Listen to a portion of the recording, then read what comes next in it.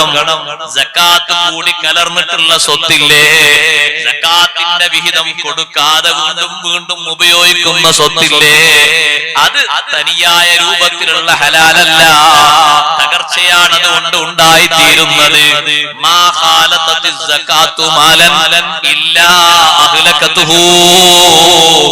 സകാത്തിന്റെ വിഹിതം ഏത് സ്വത്തിലേക്ക് കൂടി കലരുന്നുവോ ആ സ്വത്തിനെ അത് നശിപ്പിക്കുമെന്ന് സയ്യിദുനാ റസൂലുള്ളാഹി സ്വല്ലല്ലാഹു അലൈഹി വസല്ലം. തകർച്ചയാണ് ഉണ്ടാവുക. കൊടുക്കേണ്ട വിഹിതം വളരെ ചെറുതാണ്, പക്ഷേ നമ്മളത് ഭക്ഷിക്കാൻ പാടില്ല.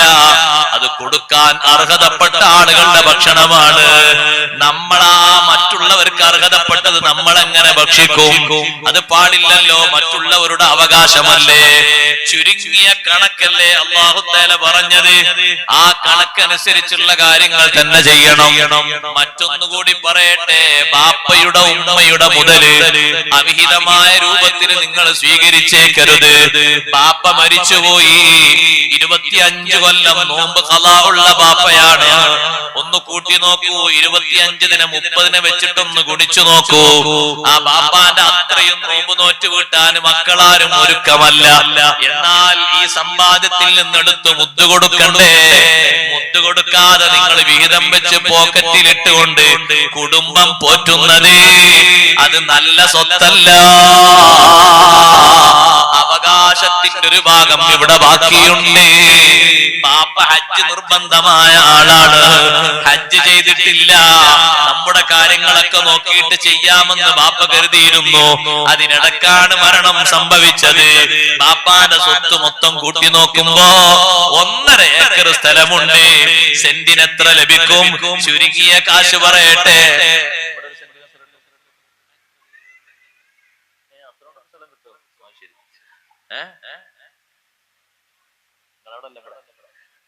$50,000 1 ലക്ഷം കൊണ്ടൊക്കെ സ്ഥലം കിട്ടും. ബാപ്പാക്കുള്ളത് 1.5 ഏക്കർ സ്ഥലമാണ്. അപ്പൊ എത്രയായി സെന്റിന്? നിങ്ങളിവിടെ ആരും സ്ഥലം വാങ്ങല്ലാതെ നിന്നാ കുറച്ച് സ്ഥലം വാങ്ങിത്തരാവുന്നതല്ലേ? 75 ലക്ഷം. അത്ര വേണോ ഹജ്ജിന് പോകാൻ? വേണ്ട, അതിന്റെ 10-1 മതി. ഏത് പ്രൈവറ്റിന്റെ കണക്കാ? മുന്റെ കണക്ക് കൂട്ടി പറയാ. നീ കുറച്ചുകൂടി കൂട്ടിയിട്ടുണ്ടെങ്കിൽ 15 ദിവസം കൊണ്ട് പോയി വരാം അല്ലെ? കുറെ ദിവസം പേർക്ക് പോയി നിൽക്കാൻ ബുദ്ധിമുട്ടാണെങ്കിൽ ഒരു 10-12 കൊടുത്താൽ 15 ദിവസം കൊണ്ട് പോയി വരാലോ. പൈസ ഏറാവുന്നേ ഉള്ളൂ, കുഴപ്പമൊന്നുമില്ല. പക്ഷേ മക്കള് ചോദിക്കുന്നത്, ബാപ്പാക്ക് അന്നെന്തേ പണി? ഇപ്പൊ സ്വത്ത് നമ്മളെ കയ്യിൽ വന്നപ്പോ നമ്മളോട് ഇതൊക്കെ പറയാൻ ബാപ്പാക്കങ്ങ് ചെയ്തുകൂടായിരുന്നില്ലേ? ബാപ്പാന്റെ സ്വത്ത്, ബാപ്പാന്റെ നിർബന്ധ ബാധ്യത ഇപ്പൊ നമ്മുടെ പെരടിയിലേക്കാ വന്നത്. അത് വീട്ടാതെ ഇത് വിഹിതം വെക്കാൻ പറ്റോ? ഇല്ല.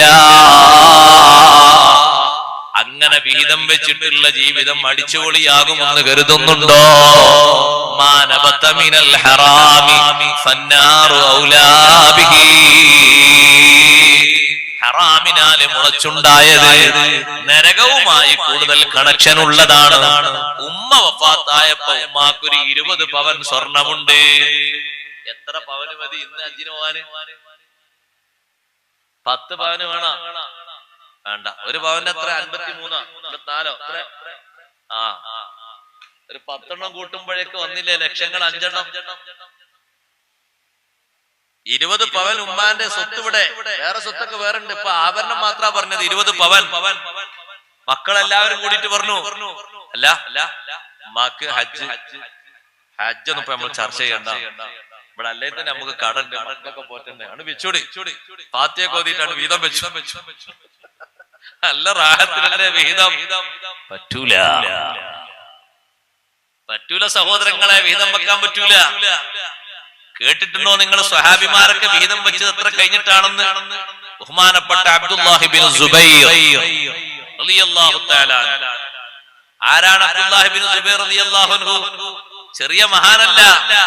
വിശുദ്ധമായ കഅബ 10 ആളുകൾ നിർമ്മാണ പ്രവർത്തനം നടത്തിയിട്ടുണ്ട്. പരിശുദ്ധമായ കഅബ പുനരുദ്ധാരണ പ്രവർത്തനം. അതിൽപ്പെട്ട ഒരു മഹാനാണ് അബ്ദുല്ലാഹി ബിൻ സുബൈരി ബനാ കദാ ബിനാഉൽ ലിഹജ്ജാജിൻ വഹാദാ മുതമ്മിമു. കഅബ പുനരുദ്ധാരണം നടത്തിയ 10ൽ ഒരു മെമ്പറാണ് അബ്ദുല്ലാഹി ബിൻ സുബൈർ. ബാപ്പ സുബൈർ റളിയല്ലാഹു അൻഹു അവരാരാ?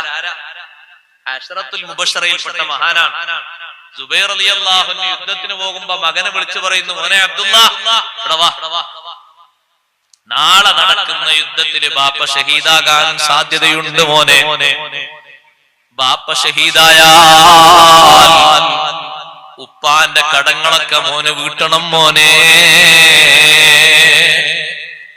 എന്റെ സ്വത്തതിന് തികയില്ലെങ്കിൽ എന്റെ കുടുംബത്തെ മൊത്തം വിളിച്ചു കൂട്ടിയിട്ട് എന്റെ കടത്തിന്റെ വിഷയങ്ങളൊക്കെ അവരോട് ബോധ്യപ്പെടുത്തണം. നീ എന്നും ദുആ ചെയ്യണം, എന്റെ മൗലയോട് നീ പറയണം. മകൻ ചോദിച്ചു, ആരാണ് വാപ്പ നിങ്ങളെ മൗല? മൗല എന്ന് പറഞ്ഞാൽ അതിന്റെ അർത്ഥം സംരക്ഷകൻ, യജമാനൻ എന്നൊക്കെയാണ്. നേതാവ് എന്ന് അർത്ഥമുണ്ട്. മോനെ, എന്റെ മൗല അല്ലാഹുവാണ്. നീ അല്ലാഹുവോട് എപ്പോഴും ദ്വാരക്കണം. അല്ലാഹുവേ, എന്റെ ബാപ്പാന്റെ കടം നീ വീട്ടി തരണേ അല്ലാഹ്. മരിച്ചതിന്റെ ശേഷം മിമ്പറിന്റെ മുന്നിൽ വെച്ച് ഏറ്റെടുക്കുന്ന വിഷയമല്ല ഞാൻ ഈ പറയുന്നത്. യുദ്ധത്തിലേക്ക് പോകുന്ന സുബൈർ റളിയല്ലാഹു അൻഹു മകനെ വിളിച്ചിട്ട് പറയുന്നു, ഞാൻ നാളെ ഷഹീദായാൽ എന്റെ കടബാധ്യത മുഴുവനും വീട്ടിയ ശേഷമേ എന്റെ സ്വത്ത് ഓഹരി വെക്കാവൂ. സുബൈർ റളിയല്ലാഹു അൻഹു പറഞ്ഞതുപോലെ പിറ്റേന്ന് ഷഹീദായി. മകൻ അബ്ദുല്ലാഹി റളിയല്ലാഹു അൻഹു ചിന്തിക്കുന്നു, സുബ്ഹാനല്ലാഹ്, ബാപ്പാന്റെ കടക്കാരോടൊക്കെ പറയുന്നു കടക്കാര് വരണം. കണക്ക് കിട്ടി, എത്ര ആളുകൾക്ക് കടം കൊടുക്കാനുണ്ട് എന്നുള്ള കണക്കൊക്കെ ലഭിച്ചു. ബാപ്പാക്ക് വിവിധ സ്ഥലങ്ങളിൽ സ്വത്തുണ്ട്. മക്കയിലുണ്ട്, കൂഫയിലുണ്ട്, മദീനത്ത് തന്നെ വിവിധ പ്രദേശങ്ങളിലുണ്ട്.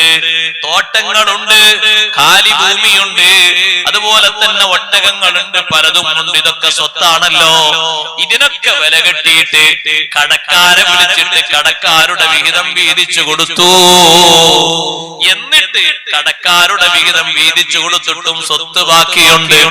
ബഹുമാനപ്പെട്ട സുബൈർ റളിയല്ലാഹു അൻഹുവിന്റെ മക്കൾ അബ്ദുല്ലാഹി റളിയല്ലാഹു അൻഹുവിന്റെ സഹോദരങ്ങളും സഹോദരിമാരും ബാപ്പാന്റെ സ്വത്ത് ഓഹരി വെക്കല്ലേ എന്ന് ചോദിച്ചപ്പോ സമയമായിട്ടില്ല,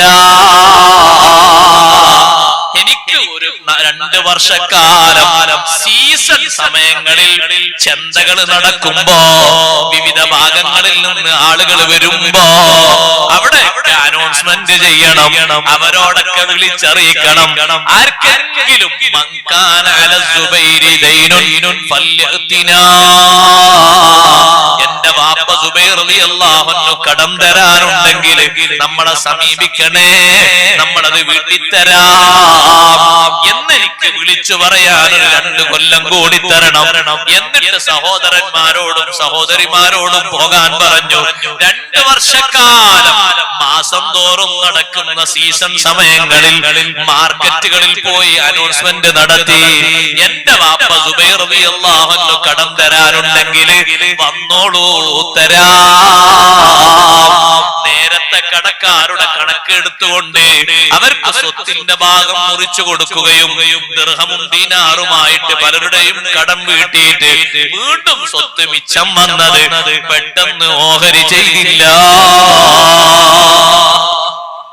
2 വർഷക്കാലം വിളിച്ചു നടന്നു. അശറത്തുൽ മുബശ്ശറയിൽപ്പെട്ട സുബൈർ റളിയല്ലാഹു അൻഹു നല്ല സന്തോഷത്തോടുകൂടെ പാലം കടന്നു പോകാൻ പ്രിയപ്പെട്ട മകൻ അബ്ദുല്ലാഹി റളിയല്ലാഹു അൻഹു വഴിയൊരുക്കുന്നു. ബാപ്പമാരെ ഹജ്ജിക്കൊന്ന് ഓർത്തു നോക്ക്. അവരെ സ്ഥലങ്ങളൊക്കെ നമ്മൾ കൈപ്പിടിയിൽ ഒതുക്കി. ഉമ്മമാരെ ഹജ്ജൊന്ന് ഓർത്തു നോക്കൂ. ഹജ്ജ് ചെയ്യാത്ത ബാപ്പാന്റെയും ഉമ്മാന്റെയും ഹജ്ജിന്റെ ബാധ്യത നമ്മുടെ പെരടിയിൽ വന്നോ? നമ്മളത് കൂട്ടിക്കലർത്തിയിട്ട് അങ്ങനെ അങ്ങോട്ട് ഉപയോഗിക്കാണോ? അതൊക്കെ നിങ്ങൾ മറന്നേക്കാനാണോ ചിന്തിക്കുന്നത്? ബാധ്യത ആര് വീട്ടും? വീട്ടാതിരുന്നാൽ ആ സ്വത്ത് അവിഹിതമല്ലേ സഹോദരങ്ങളെ? നിർബന്ധ ബാധ്യതയല്ലേ അത്? കടം മാത്രമല്ലല്ലോ, സക്കാത്ത് മാത്രമല്ലല്ലോ, ഹജ്ജും ഇല്ലേ, നോമ്പിന്റെ കണക്കുമില്ലേ? എല്ലാം വീട്ടേണ്ടതല്ലയോ? ഒറ്റൊന്നും ബാക്കി വെക്കാതെ ശ്രദ്ധിക്കേണ്ടതാണ്, സൂക്ഷിക്കേണ്ടതാണ്.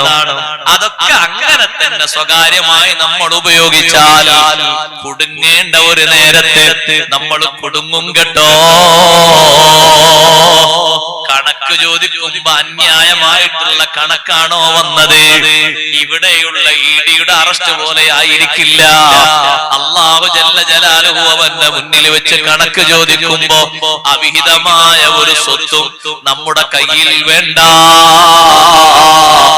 ഒന്നുകൂടി ഞാൻ പറയട്ടെ, നിങ്ങൾ താമസിക്കുന്ന ഭൂമിയിൽ ഒരൊറ്റ ചാണ് ഭൂമിയും മറ്റൊരാളുടെ ഹക്കാണെന്ന് പറയുന്ന തരത്തിലുണ്ടോ?